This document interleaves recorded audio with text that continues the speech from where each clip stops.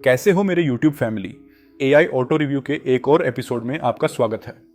आज हमारे पास है चलता फिरता हाथी का एक बेस मॉडल जिसका एक्स शोरूम प्राइस है सिर्फ 15,50,000 और ऑन रोड दिल्ली है अराउंड 18,40,000।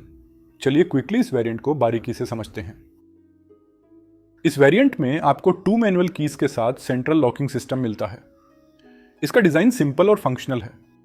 जब सेफ्टी की बात आती है तो इस कार में 5 स्टार GN कैप रेटिंग के साथ 6 एयर बैग्स, ABS, EBD और कॉर्नर स्टेबिलिटी फंक्शन मिलता है।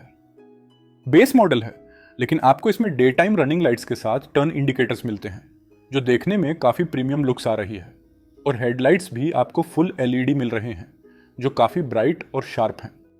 और ये वेरिएंट में आपको फॉग लैंप्स नहीं मिलेंगे। चाहिए तो आप एडिशनली टाटा जेन्युइन एक्सेसरीज से डाल सकते हैं।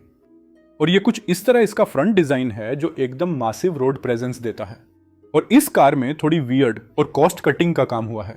वीडियो को एंड तक देखना, आपको डिसीजन लेने में इजी हो जाएगा। सभी कार्स की जान होती है उसकी इंजन। चलिए टाटा सफारी के इंजन के बारे में जानते हैं।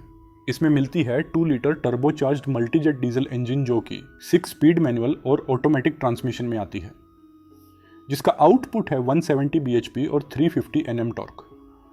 टाटा की कोई भी कार लो, आपको 3 इयर्स और 1 लाख किलोमीटर्स की वारंटी मिल जाती है। और ये इंजन आपको BS 6 फेज 2 कंप्लायंस के साथ मिलती है। इसके एयर इनटेक में भी मल्टीपल फिल्टर्स दिया है जो आपके इंजन के फ्यूल और एयर मिक्सचर को अच्छा कर देता है, जिससे आपके कार का फ्यूल एफिशिएंसी और परफॉर्मेंस इंप्रूव हो जाता है। टाटा सफारी और हैरियर दोनों ही फ्रंट व्हील ड्राइव पे आती हैं, और टाटा ने इनमें 4x4 या रियर व्हील ड्राइव देने का सोचा भी नहीं। पर क्यों?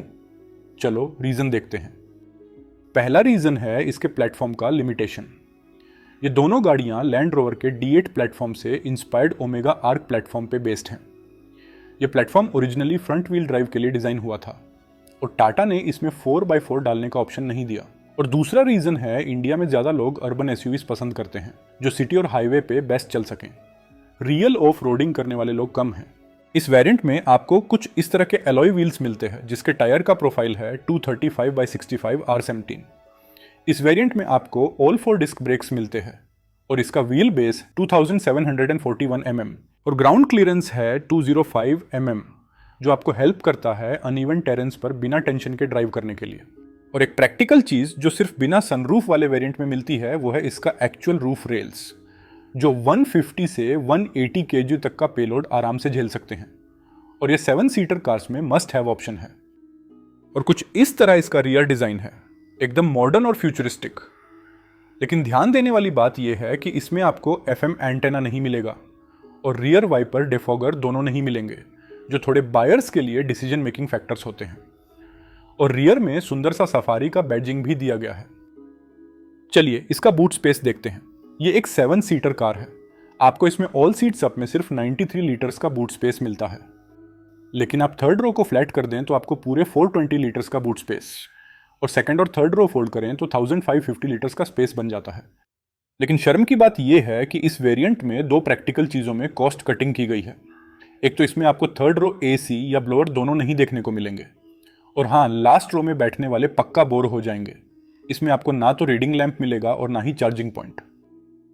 और दूसरा, कॉस्ट कटिंग स्पेयर व्हील ही गायब है। पता नहीं टाटा मोटर्स क्यों इसमें कॉस्ट कटिंग किया। आपको पता हो तो कमेंट्स में बताना जरूर। बेस मॉडल है लेकिन इसमें आपको ग्लॉसी फिनिश ORVM मिलते हैं, जिसमें आपको टर्न इंडिकेटर्स भी मिलते हैं जो कार के लुक्स को एनहांस कर देता है और विजिबिलिटी को भी इंप्रूव कर देता है। और कुछ इस तरह की का इस्तेमाल करना पड़ता है कार को लॉक या अनलॉक करने के लिए। अब बात करते हैं इसके इंटीरियर और डोर ट्रिम्स की। इसमें completely dual tone door TRIMS मिलते हैं जो कार के इंटीरियर के कॉन्ट्रास्ट को मैच करते हैं। और इसमें कुछ इस तरह मैन्युअली एडजस्टेबल मिरर्स नॉब्स मिलते हैं। उसके ठीक नीचे ऑल 4 पावर विंडोज मिलते हैं। लेकिन अच्छी बात यह है कि ऑल 4 डोर्स में रेड कलर के हैजर्ड लाइट्स दिए गए हैं जो नाइट सेफ्टी को इंक्रीज करते हैं। इस वेरिएंट में कुछ इस तरह के वॉशेबल फैब्रिक सीट्स मिलते हैं जो कि सिर्फ 4 वे एडजस्टेबल हैं। आपको ये सीट्स कैसी लगी कमेंट्स बताना जरूर।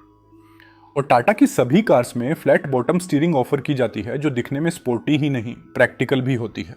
और इस वेरिएंट में राइट हैंड साइड सिर्फ आपको क्लस्टर कंट्रोल्स के बटन्स मिलते हैं। बेस वेरिएंट से भी आपको ड्राइवर इंफॉर्मेशन क्लस्टर डिजिटल मिलता है।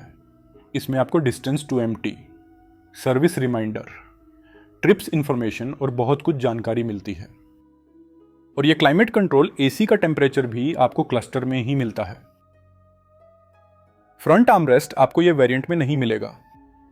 यूटिलिटी की बात करें तो इस वेरिएंट में आपको यूएसबी और टाइप सी चार्जिंग पोर्ट्स के साथ 12 वोल्ट पावर आउटलेट का ऑप्शन भी मिलता है। कॉकपिट स्टाइल में इसका मैनुअल हैंड ब्रेक मिलता है और कुछ इस तरह इसका 6 स्पीड मैनुअल गियर लेवर मिलेगा। और इसमें कोई भी डिफरेंट ड्राइव मोड्स नहीं मिलेंगे जो ऊपर वाले मॉडल्स में मिलते हैं। इस कार में आपको क्लाइमेट कंट्रोल एसी मिलती है, जिसके कंट्रोल बटन्स को डैशबोर्ड में थॉटफुली इंटीग्रेट किया गया है, जो डिजाइन और फंक्शनैलिटी दोनों को एनहांस करता है। टाटा मोटर्स कम से कम डबल डीन का बेसिक म्यूजिक सिस्टम तो ऑफर कर देती। इसमें आपको ना तो कोई म्यूजिक सिस्टम मिलेगा, ना ही कोई स्पीकर्स। आप चाहें तो टाटा मोटर्स की जेन्युइन एक्सेसरीज से ले सकते हैं। इसका ग्लव बॉक्स काफ़ी बड़ा और सफिशिएंट है और इसके हायर वेरिएंट्स में आपको कोल्ड ग्लव बॉक्स का ऑप्शन भी मिलता है। सिंपल और फंक्शनल आपको IRVM दिया गया है, जो कि नाइट एंड डे के ऑप्शंस के लिए मैनुअल फ्लिप फ्लॉप के साथ आता है।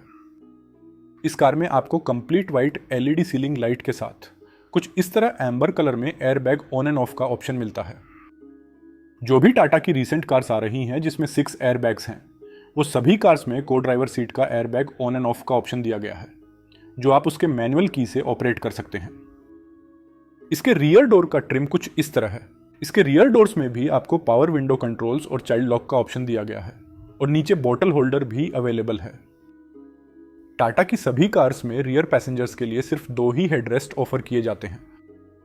रियर सीट्स के लिए 3 पॉइंट ELR सीट बेल्ट्स का ऑप्शन दिया गया है। लेग स्पेस और रियर सीटिंग एरिया डिसेंट है। सेकंड रो में आपको AC ब्लोअर मिल जाते हैं और सेकंड रो के लिए टाइप C और टाइप A चार्जिंग पॉइंट भी मिलता है। इस कार में आपको प्रैक्टिकल ग्रैब हैंडल्स मिलते हैं, जो आप कार में चढ़ने उतरने या फिर कहीं सेमी कंस्ट्रक्टेड या अनइवन सरफेसेस पर ड्राइव करते समय होल्ड कर सकते हैं। और टाटा सफारी का साइड प्रोफाइल भी काफ़ी अच्छा दिख रहा है। सेफ्टी के मामले में आपको टाटा मोटर्स का सीरियस कमिटमेंट देखने को मिलता है। जो भी उनकी कार लेगा वो खुद को सेफ ज़रूर महसूस करेगा। इसके हाई कर्व वेट के कारण ये कार हाईवेज पर एकदम स्टेबल चलती है। आपकी Tata safari car rear seat से कुछ इस तरह दिखती है। और कुछ भी सजेशंस या करेक्शंस हो तो कमेंट्स करना ज़रूर। मैं हमेशा कोशिश करूंगा कि सिंपल और इफेक्टिव तरीके से आप सबको अच्छे से कंटेंट समझा सकूं। Love you all, please take care and keep supporting.